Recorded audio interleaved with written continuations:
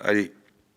Bon, Jean-Marc, un petit mot déjà sur le groupe par rapport au match dans la semaine. Pas de bobo à l'entraînement, tout le monde va bien. Dites-nous Ouais, d'où vous avez. là, sur le plan des blessures, il y a tout le monde s'entraîne. On est d'ailleurs 22 à l'entraînement, ce qui n'était pas le cas il y a 3 semaines, un mois, où on était 10 ou 11. Et donc, après, l'état de forme, c'est autre chose. Je trouve on a beaucoup de joueurs qui sont en deçà, et ça, c'est lié à ce que. Des fois, on n'a pas tous les paramètres entre les mains, les entraîneurs, parce que justement, quand vous avez une crise sanitaire comme ça se passe là, et que vous avez des joueurs qui ont été touchés par le Covid et malades, donc après, l'interrogation, elle vient, je vous l'ai déjà évoqué ici plusieurs fois, elle vient, tu as un gros point d'interrogation au-dessus de la tête pour savoir comment les aspects de la maladie ont touché les garçons, et comment ils s'en remettent. Et donc, c'est vraiment quelque chose qui nous met dans l'expectative et un peu dans le doute dans ce domaine-là. Mais par contre, on a les 22 joueurs à l'entraînement, à part Microbe, à part Camara, Ousmane, tout le monde est là, quoi. D'ailleurs, la preuve, c'est que j'ai été obligé, pour aujourd'hui, d'enlever Delvin, lui dire parce que bon, c'est un des seuls qui n'a pas de licence ici, donc j'ai dit à Delvin de ne pas venir, parce qu'on est 22 sinon. Et j'ai voulu garder 20 joueurs, quoi, seulement. Voilà. Donc j'ai enlevé 2 joueurs. Ouais. Voilà. Et dans la continuité de ce que vous venez de dire, est-ce que vous ressentez justement, on le voit en match, que physiquement c'est un peu plus compliqué. Est-ce qu'à l'entraînement aussi, vos joueurs vous le font ressentir sur la petite application là, pour noter les entraînements? Est-ce qu'ils vous en parlent? Est-ce que vous, avec votre œil, vous avez l'impression que même à l'entraînement, ça se remarque aussi? Non, c'est surtout, c'est pas particulièrement l'entraînement.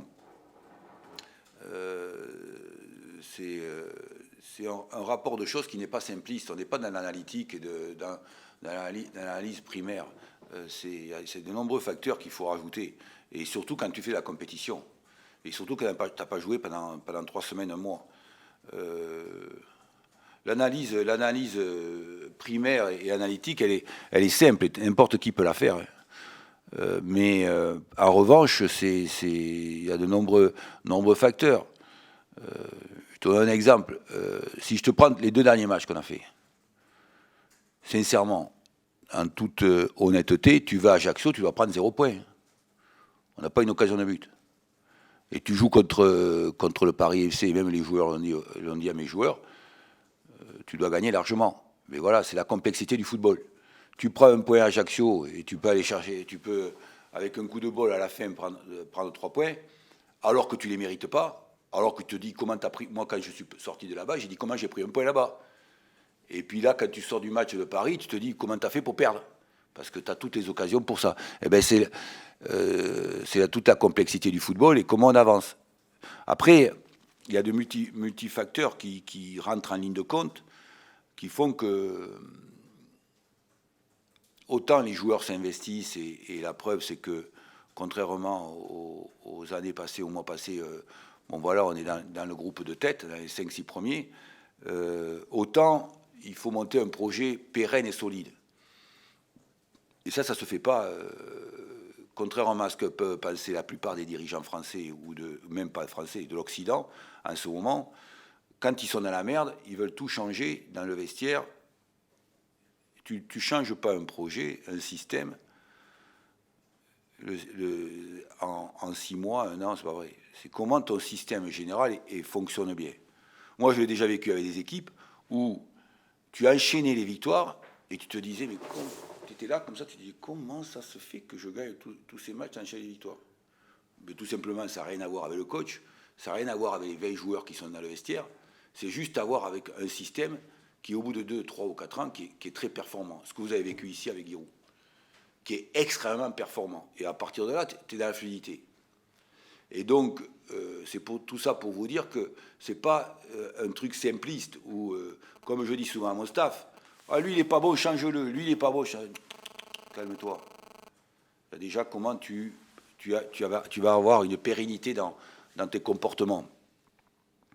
Mais c'est vrai que si j'en reviens à ce que j'ai vécu sur les 2 derniers matchs, Autant quand tu rentres d'Ajaccio, tu dois avoir 0 points, et autant quand tu sors de Paris MC, tu dois avoir 3 points. Voilà, c'est tout. Oui, justement, à ce propos, je rebondis là-dessus. Comment, du coup, ouais, vous avez essayé de digérer parce que c'est une déception le résultat, mais après, est-ce que l'enjeu, là, c'était de faire un peu la part des choses, aussi souligner ce qui avait été fait de bien dans ce match. C'est vrai que par rapport à Ajaccio, où vous avez 0 occasion, là, vous en avez plein. Par exemple, il y a des choses qui sont revenues quand même dans ce match-là. Est-ce que, voilà, l'enjeu, c'était un peu d'y voir clair dans ce match-là? Ouais, même si on était tous très en colère et que moi, effectivement, on le vit très mal, mais ça fait partie des circonstances de notre sport. Il y a d'autres sports où tu vas te déplacer, il n'y a pas de surprise, je te le dis. Moi, pour avoir joué un peu au rugby, quand tu sais quand tu vas en prendre 40 points, que ta gonzesse, quand tu vas rentrer, elle ne va pas te reconnaître à la maison, parce que tu es défoncé. Et puis tu sais aussi, quand n'importe quelle équipe au rugby, que quand tu vas jouer contre une équipe, tu vas leur mettre 30 points et tu vas les défausser. Au football, tu sais jamais. Au football, c'est très complexe, tu sais pas. Alors on est très contrarié, même le groupe était très très contrarié. Après, on doit progresser dans pas mal de domaines. Et c'est pour moi difficile de l'évoquer ici, là, présentement devant vous, mais on doit encore avancer dans pas mal de domaines où, quelque part, comment on assume les matchs à très haut enjeu. Et ça, c'est, pour l'avoir vécu dans d'autres équipes, qui l'assumaient de façon très très bien, là, c'est un peu plus dur pour mes garçons. Et ça ne leur enlève à rien le talent qu'ils peuvent avoir. C'est surtout comment tu assumes. Et c'est là où, et surtout quand tu t'appelles la JA, c'est là dans la sélection des joueurs où c'est très très important. Comment tu as des joueurs qui sont des joueurs, certes pas forcément des joueurs de la cité hyper doués sur le plan du football, mais qui ont des très très forts caractères. C'est ce qui fait la différence au très haut niveau. Et c'est ce qui te fait franchir les paliers. Là par rapport à ça, on a un travail important à faire parce qu'on est un peu en déficit sur ce que je ressens moi. Maintenant, je peux me tromper, hein. C'est juste mon avis à moi, par rapport à mon vécu, ce que j'ai vécu par le passé. Après le match contre le Paris FC, vous disiez, moi je m'attends à vivre voilà, des semaines difficiles au moins jusqu'à fin février. Qu'est-ce qui vous fait dire ça? Et enfin, pourquoi cette période-là? Est-ce que c'est 3 semaines sans compétition égale 3 semaines où il faut se remettre dedans? En gros, comment vous en êtes arrivé à cette conclusion? Mais je t'ai déjà expliqué 10 fois.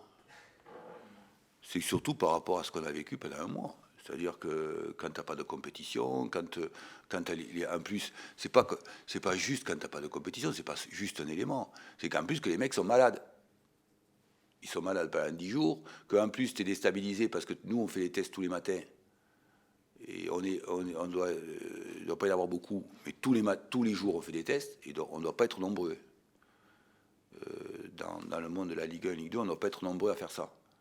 Tous les matins, on fait des tests. Donc, quand aussi tu es déstabilisé parce qu'un matin, tu en as 2, le lendemain, tu en as 3, ça secoue un peu un vestiaire quand même.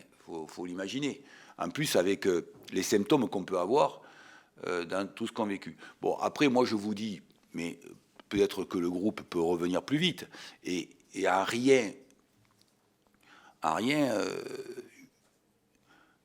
c'est pas parce que quand tu fais entraîneur, c'est pas parce que tu fais entraîneur pendant 25 ans que tu as toutes les vérités. Hein. Même un gars comme Guardiola, qui est le meilleur entraîneur du monde, plus il vieillit, plus il dit je suis dans le doute. Alors même si on a de l'expérience, même si on a des éléments qui peuvent nous permettre, des années qui passent, nous permettre de gérer, mais c'est vrai que par rapport à ce qu'on a vécu au quotidien, le fait qu'on soit déstabilisé tous les matins avec des tests, parce qu'un coup tu as un positif, tu as la 2, tu as la 3, tu as la 4, tu t'arrêtes, et qu'en plus tu joues pas, en plus tu répètes 3 matchs dans la semaine, ben, moi je me suis dit, Jean-Marc, tu vas morfler grave jusqu'à mi-février ou février. Moi je me dis ça, je peux me tromper. Et mais c'est par rapport aux années que j'ai vécues par le passé qui je dis, oh putain, ça va être compliqué. Voilà, c'est tout.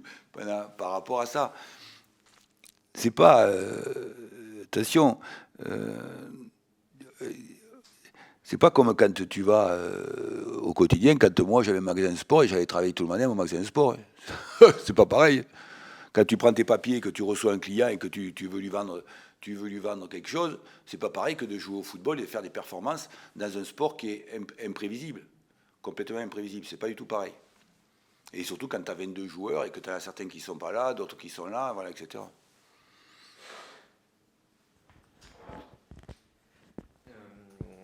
Alors du coup, il y a la frustration là, du match du PFC. Je ne sais pas si vous repensez à ça, mais mine de rien, Guingamp, le match aller, pareil, il avait été un peu frustrant à la maison, où il l'avait emporté un peu contre toute attente. Est-ce que du coup, vous y allez là-bas vraiment le couteau entre les dents, quoi, parce qu'il y a plein de raisons qui font que on vous sent remonter, quoi.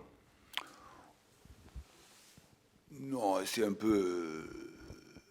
c'est pas l'idée qu'on veut faire un résultat, bien sûr. On a envie de faire un résultat. Mais depuis que je suis arrivé ici, cette équipe de Guingamp nous a jamais porté la réussite. La première année quand on est allé, on prend 2 buts, un magnifique, et puis après un deuxième, il est hors jeu de 5 mètres. Ça nous a foutu les boules. Et donc c'est une équipe où... c'est toujours pareil, il y a des équipes c'est dans les clubs que j'ai fréquentés, il y a des équipes, tu les joues, et tu gagnes toujours. Mais c'est incroyable. Et c'est vrai que quand tu es dans un club, tu te dis, oh purée, à chaque fois qu'on rencontre eux, on est mal. Et puis il y a des fois, il y a des équipes où tu les joues, et tu te dis, oh putain, chaque fois, tu es secoué. Donc moi, et je me dis, par rapport à avoir déjà vécu ça dans les clubs précédents, je me dis, oh là, Guingamp, c'est un peu particulier. Alors, pour être très clair, ils ont un très très beau potentiel offensif. Ils ont une très belle attaque. Voilà. Et ça, par contre, le potentiel offensif, on l'a fait remarquer à nos joueurs, qui est très performant. Et voilà. Donc après, sincèrement, par rapport à ça, c'est surtout quelque part ensemble comment moi je vais observer la force de réaction de mes garçons, quoi. C'est surtout ça. C'est surtout ça quand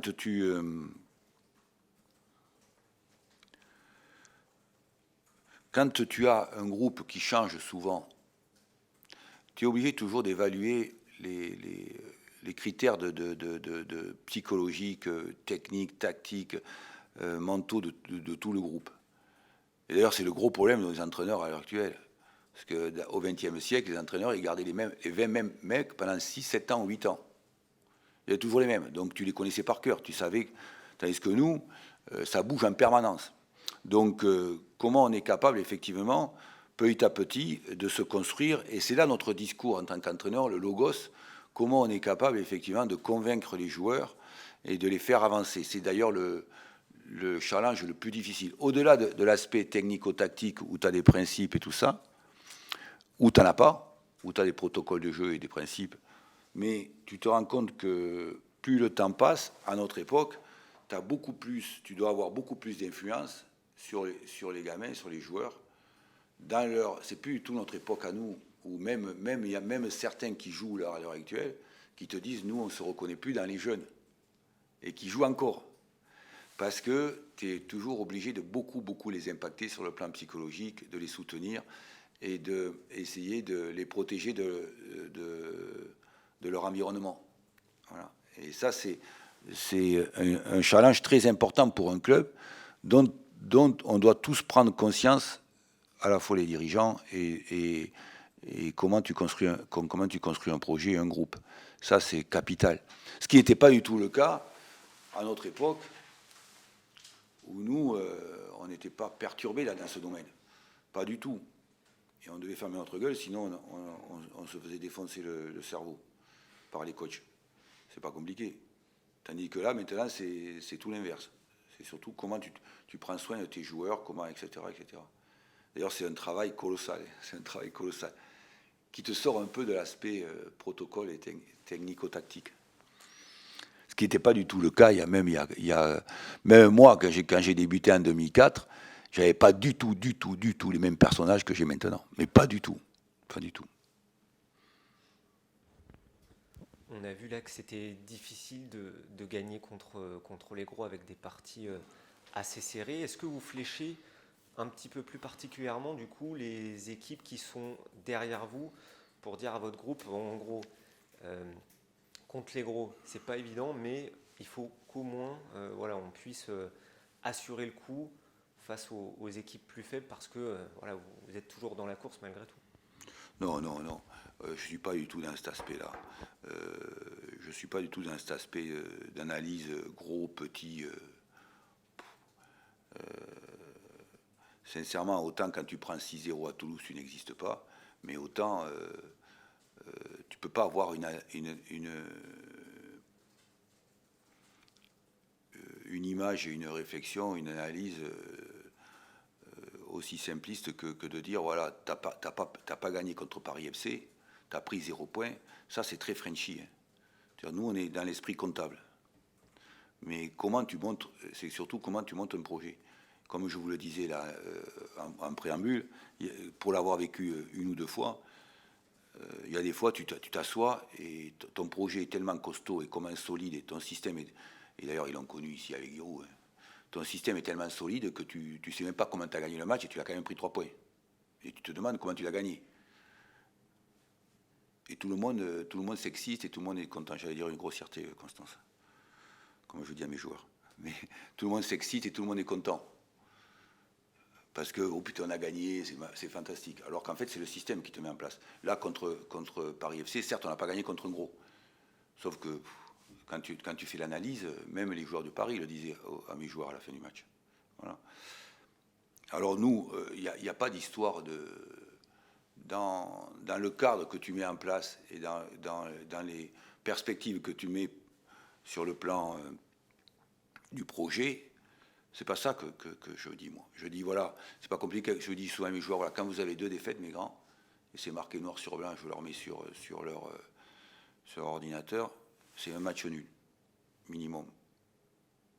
Minimum, un match nul. Minimum, mais un match nul. Tu stoppes la défaite. Et puis ensuite, comment tu es capable, effectivement, de montrer des projets où tu peux faire des séries de victoires. Parce que quand, c'est pas comme je le dis souvent ici, c'est pas comme quand tu avais la victoire à 2 points. Victoire à 2 points, tu faisais match nul, tout le monde adorait faire match nul, bien sûr, parce que tu t'en fous. 1 point, 2 points, 1 point, 2 points, c'est pareil quasiment. Tandis que maintenant, la victoire à 3 points, c'est comment tu es capable effectivement de faire des séries. Et depuis que je suis arrivé ici, c'est ce que j'insiste lourdement, comment tu fais un projet où tu es capable de faire des séries de victoires. Mais en aucun cas, moi, je me penche sur le fait que tu as un gros ou tu as un petit. Parce qu'il y a tellement de paramètres dans un match de football que tu ne maîtrises pas, qui ne sont pas du tout sous ta gouverne, et que tu ne maîtrises pas. Donc, il y a tellement de paramètres que tu ne maîtrises pas que tu ne sais pas si tu vas prendre 3 points ou 0 points contre même le dernier, même le PSG.